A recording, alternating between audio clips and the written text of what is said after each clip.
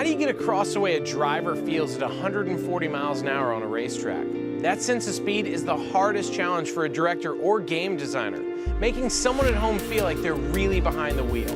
The original concept was to try and bring the speed of the game to life in the real world. My perspective is always to immerse people enough that they get a feeling of what it's like to really be out here, what it's like to be Tanner, absolutely hammering around a track. When you get a call from Jeff Zwart in my business and he says, well, I've got this McLaren 12C supercar we turned into a camera car and we need somebody to drive it fast. You want to do it? The answer is hell yes.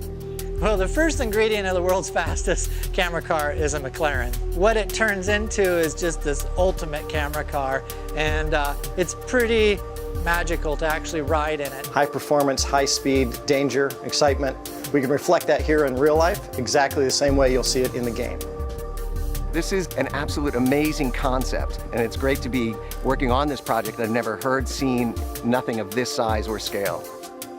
It became a math question of what our shutter speed was, what our speed was, what the size of these animated panels would be. The shutter of a camera running at 30 frames per second to the boards going by at exactly the right time. In other words, 30 of these boards going by per second also. And you started realizing that if you did your math right, and the car performed right, and the driver drove right, it all is going to work. Wow. To be inside and watch this happen live on a monitor in front of me, of suddenly boards that are literally flashing by like this come in to sync and sit right there. It's a really unique feeling. You're dealing with just, a screen, 2 dimensions. Having been in some of those tracks in real life, it's unbelievable the amount of information you get to believe that you're really there. Back in the 1800s, a British mathematician arranged hand-drawn pictures on strips of paper inside a cylinder.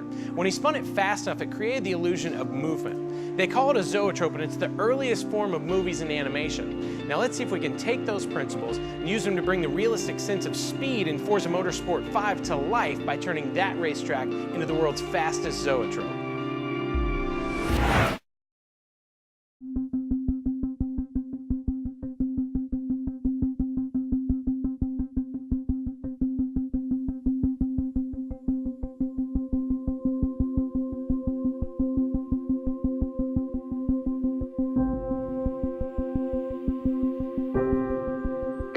Stand by to move out. Okay, I'm ready.